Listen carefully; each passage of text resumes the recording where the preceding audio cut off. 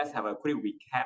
What we have learned up to just now, we bring the data from the same Excel file, convert into an Excel table, change the name, go to data, from table and range, load everything. Once we have done, we bring it back to Excel.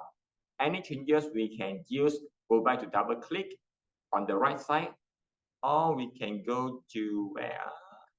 Yeah, we can go to queries, edit, or we can go to data, get data, launch Power Query Editor. So this is how we are able to go back to Power Query Editor to do some adjustment.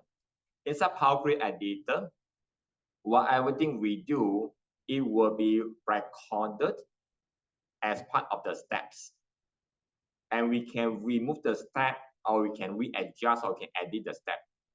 So once we have done, we can use close and load to bring the data back to Excel again. So this is quick overview what we have done up to just now.